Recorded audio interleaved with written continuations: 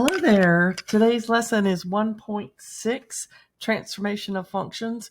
This one's a little bit longer than what we had recently, and that's because we got to talk about all these functions in one.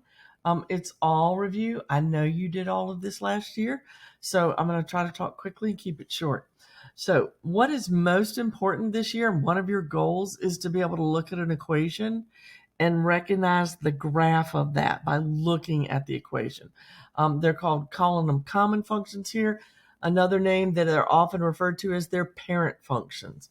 And then we're going to talk about vertical shifts, horizontal shifts, reflections, vertical stretching and shrinking, horizontal stretching and shrinking, and then graphing them that have a sequence or two or more transformations in the same graph.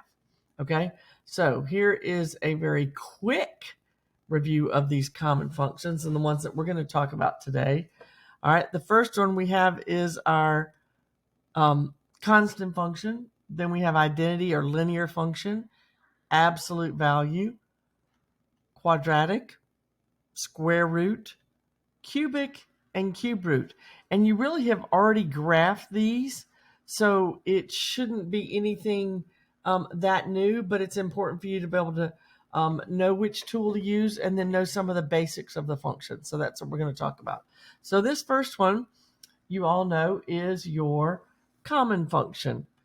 Okay, and that is just y equals c. The domain, there's a left arrow and a right arrow on this graph, and I can trace this graph from left to right, arrow to arrow, without picking up my pencil. If that's the case, y'all, the domain is always negative infinity to positive infinity. The range in this case is just the value of c. The function is constant on that whole interval, negative infinity to positive infinity. And is it even or odd or neither? If I fold it on this y-axis, it will match, so it is symmetric to the y-axis, and by definition, that makes it even. All right, next is our, some people refer to it as the identity, some people call it linear function. Our book is calling it the identity function, f of x equals x, or just y equals x, okay? The domain, again, negative infinity to positive infinity. The range is the same. It is always increasing on that same interval. Oops, I forgot to change that. So it's odd. How's that? Okay. Next, we have the absolute value function. That's what those two bars mean. Again, left arrow to right arrow, tracing it without picking up my finger, means negative infinity to positive infinity. The lowest point on this graph is 0. Does it equal 0? Yes, so 0 to infinity with that bracket. It is increasing on the interval, so increasing, this is decreasing here and increasing there. So negative infinity to 0, and then 0 to positive infinity. And y'all, I do keep saying this, but whenever you're talking about intervals of decreasing and increasing, it's always parentheses. Okay? And again, this function is even because if we fold it on the y-axis, it will be symmetric. Now, in graphing this, you've got to know something about it. As I've had people ask questions about it because they're missing it when they do their homework. You've got to either know where the vertex is, which in this case it is at 0, 0, and the parent function has each of these, if you want to call them arms or whatever, this has a slope of positive 1 and that has a slope of negative 1. We'll talk about the changes as we go through. So you can think of it as a vertex of 0, 0, and then know that I would go up 1 over 1. Similarly, if you choose to, you can just remember the key points, okay, which will give you the same kind of thing. All right, the next one that we've already seen a lot. And basically, y'all, what you did before is you plotted points, but it's much more faster, it's much more efficient, and will serve, excuse me,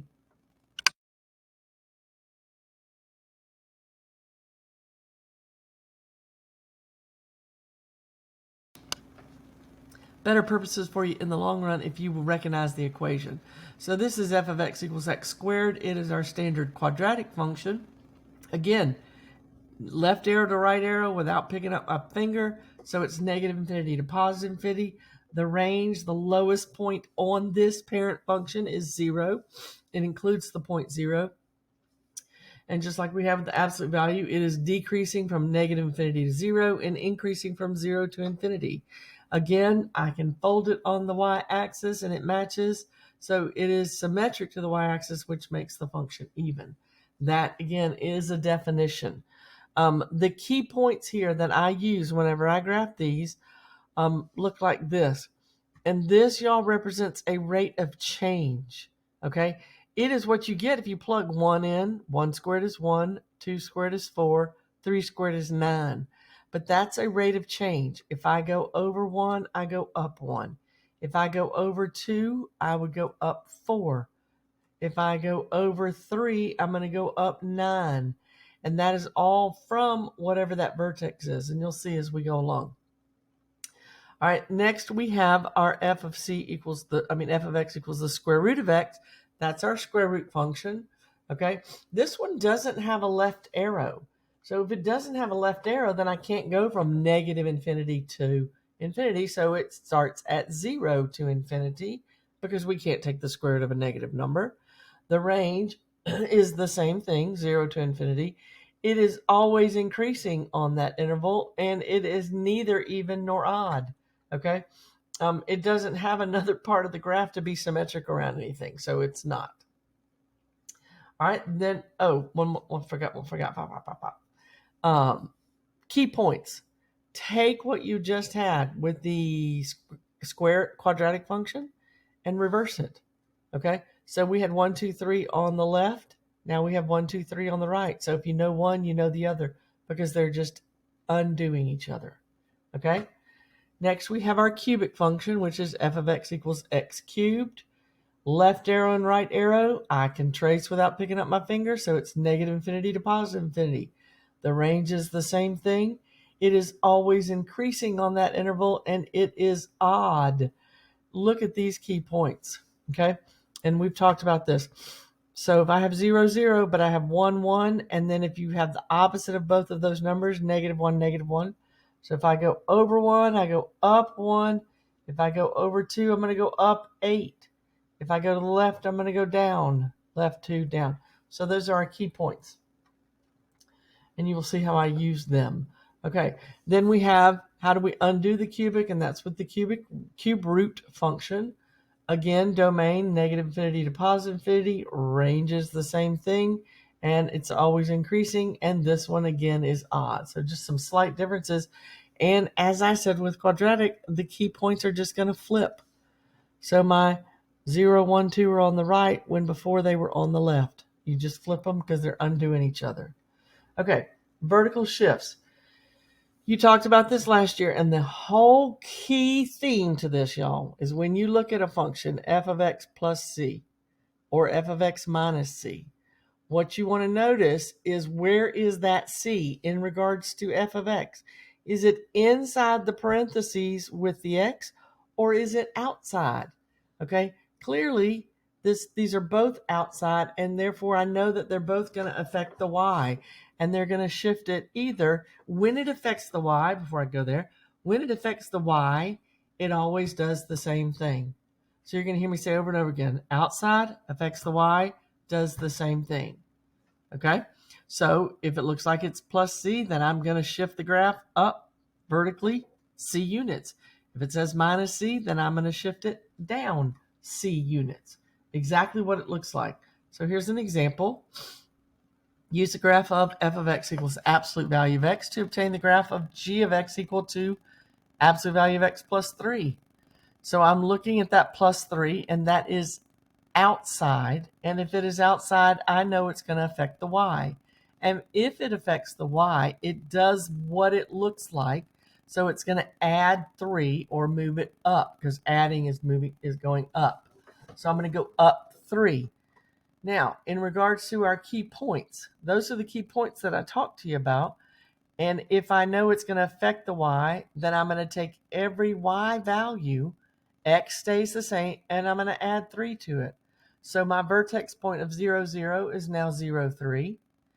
And my 1 becomes 1 plus 3, 0 plus 3, and then 1 plus 3 again. So here is the graph. Notice that the blue one is the original one, and the reddish auburn, burgundy, whatever you want to call it, burgundy one, not auburn, I don't know where I got that, has been shifted up 3. Okay, every key point. I had 0, 0, now I have 0, 3. I had 1, 1, now I have 1, 4. Okay, and that's how you have to do it. It's easier to do it in your homework, but you got to know how to use the program. Okay, so that was vertical shifts. Vertical shifts are outside, you're adding. Okay, look at the difference here. Y equals f of x plus c, or y equals f of x minus c. Okay, in this case, that c is not outside, but it's actually inside the parentheses, and inside affects the x, and it does the opposite. So outside affects the y, does the same thing it looks like. Inside affects the x and does the opposite. So you would think by looking at this that you would shift to the right, but no, we're actually going to shift to the left. And this one that says x minus c is going to shift to the right. So here's our example. F of x equals the square root of x. What about graphing g of x equals the square root of x minus 4? So that 4 is inside the parentheses. It's inside this square root function. Okay? And if it is inside, then I know it affects the x, as we just said. And if it does the x, it does the opposite. So it looks like I'm going to subtract 4, but I'm really going to add 4, which means I'm going to be moving it to the right. So if I take my key points, then each of those, I'm changing the x value. And what am I doing to each x value? I'm adding 4. So 0 plus 4 is 4. 1 plus 4 is 5. 4 plus 4 is 8. And 9 plus 4 is 13. So when you graph it, again, blue is the original, red or whatever color that is the new one. So my original one, 0, okay, and you can see how the points correlate. 4, 2 now became 8, 2, just like it does on that graph. Okay, now let's talk about reflections. Okay, when you talk about reflecting, all right, if you look at this function here, where is that negative sign? That negative sign is outside. And if it's outside, it affects the y, which means it reflects it over the x-axis. Okay, so think about this. Y'all know this. Oh, Pooh Bear. Think about this. All right, if it's going to reflect about the x-axis, if y changes from a positive to a negative, that's going about the x-axis. So if that negative is inside, as we see here, then it's going to reflect over the y-axis. Okay, inside affects the x, but if it affects the x, then my x changed from positive to negative, then I'm reflecting over the y-axis. Okay, so here is an example of what we have. Use the graph of the cube root of x to obtain the cube root of negative x. Okay, that negative sign is inside, and if it is inside, it affects the x. Okay, and if it affects the x, it's going to reflect over the y. So I've got my key points. Okay, it affects the x, so if you want to think of it as a key point method, then that means that all of my key points are going to become the opposite. Well, the opposite of 0 is 0, but then all of these will have the opposite number. And you can go plot those. Blue is your original one. The reddish color one is the new one. So this is my original graph, and when I reflect it over the y-axis, and funny enough, because it's odd, it would look the same either way. But technically, y'all, if you have to describe it, because that x is inside, you need to say it flips over the y-axis. Okay, next we have vertically stretching and shrinking graphs. So if we have f is a function, okay, and if it's vertical, that is our y value, so it's going to be outside the function. So my c is going to be outside. All right, so the difference that we have, keep that in mind. Oh, I didn't want that yet. But anyway, that's outside. The c is outside, okay? And if it's outside, okay, if c is, it does the same thing. Outside affects the y, does the same thing. So if c is larger than 1, think about multiplying your height by a number larger than 1, by 2, okay? That means you're going to get taller. and the graph is vertically stretched. But if I multiplied it by 1/2, okay, we're not talking about negatives because that was the reflection we just did. So between 0 and 1, 1 would be 1/2. Then you would vertically shrink because you would be 1/2 of your height. So it's all about knowing outside affects the y, does the same thing. Inside affects the x and does the opposite. So look at this. We've got f of x equals the absolute value of x, and g of x equals 2 times the absolute value of x. So that 2 is outside. Outside affects the y. Affects the y. I do the same thing. So I'm going to multiply every y value by 2, which is going to make you taller and vertically stretched by 2. So if I start with my key points, only my y values are changing. 0 times 2, 1 times 2, 0 times 2, and 1 times 2. So if you were to plot them, okay, you would find out that instead of going to, we still have 0, 0, that one didn't change, but if I go over 1, I'm now going up 2 in both directions, okay? All right, so that was vertically stretching. Let's talk about horizontal. Horizontal stretching is going to be affecting the x, and therefore that number is going to be inside the parentheses, looking like this, okay? These are both inside our function, all right? And remember, outside affects the y, does the same thing. Inside affects the x and does the opposite. So if c is larger than 1, it looks like it's multiplying, but you're actually going to divide every x value, and it's going to shrink it horizontally, okay? And if it is between 0 and 1, it won't horizontally shrink. It will actually stretch it by dividing by those coordinates, all right? So look at our example here. F of x equals x squared, and what happens if I have a 1/2 inside those parentheses, y'all, being squared? So that 1/2 is clearly inside the parentheses, therefore it affects the x. So when you describe it, you have to say that that is a horizontal, and is it a stretch or a shrink, y'all? It's a stretch because it's the opposite. 1/2, okay, is less than 1. And if it was your height, then yes, you would be shrinking. But we're not talking about vertical. We're talking about horizontal. It does the opposite of what it looks like. So that means it's going to be a horizontal stretch by a factor of 1/2.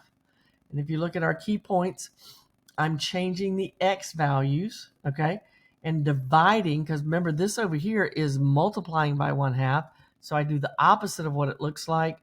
And dividing 1/2, y'all, is the same as multiplying by 2. So 0 times 2 is still 0. 1 times 2, 2 times 2, and 3 times 2. So you can either plot those points, or you can use your tool, graph the first one, and then move, change each points accordingly. But that tends to be a lot harder. Again, the blue one is your original parent function, y equals x squared. But now, instead of it being at 2, 4, that point is at 4, 4, which is what we have when we did the points. So whichever method is easier, you need to practice with that homework problems, and you will have it down. All right, this is the very last example. This one is what happens if we throw a bunch of those in there at once, okay? So what you got to do is you got to keep in mind, this is the parent function. So you've got, and again, I want to do that, sorry, right here, okay? This right here is my parent function. And anything that is in this function here that was not in that function, okay, is something new and some change to the graph. So I actually have 1, 2, 3, 4 changes because all 4 of those do not appear in the original one. All right, so from left to right, this negative sign, does it affect the x or the y? It's outside the parentheses, so it affects the y. This 1/2 is outside, it's going to affect the y. This 1 is inside, it will affect the x. And this 2 is outside, so it affects the y. So when I have my first set of points here, y equals x squared. Remember, my key points look like this. And also remember, this was a rate of change from our vertex. So the easiest way to do this is to go figure out what these two, anything that's a plus or a minus, is shifting your graph left and right, up and down. So this one that affects the x has moved it to the left 1, and this has moved it down 1. Okay? And then these other two things are affecting the y. So what I'm going to end up doing is the easiest way to think about it. If you have to describe it, you have to describe all of these changes. But when I'm just doing the key points, I only have to know what my vertex is, and then I'm going to multiply every y value by -1/2. So my vertex, we move to the left, and then we move down. And that doesn't say it's supposed to be -2. But I graphed it correctly, so that's what really matters. So -1, -2, okay? My x's are not going to change, okay?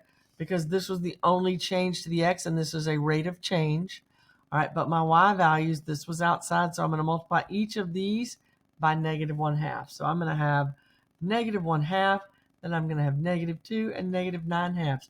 And when you plot this in MyLab Math, y'all, I think you only have to know the vertex and one other point. So if you do 3, then pick the one that's an integer, easiest to plot. But here's our graph. Again, the blue one is the parent function, and the other shade of blue is the new one. But we had -1, -2 was the vertex, and then you can see that how the points changed accordingly. I plotted 2, -2, -2, excuse me, -2, -2 is this point right here. Okay, so I hope that y'all will remember this and know that the key things that you've got to remember to master this: outside affects the y, does the opposite. Inside affects the x. I just messed that up, so I hope y'all are paying attention. Outside affects the y, does the same thing. Inside affects the x and does the opposite. Outside affects the y and does the same. Inside affects the x and does the opposite. Thank you so much for watching, and y'all have a great day.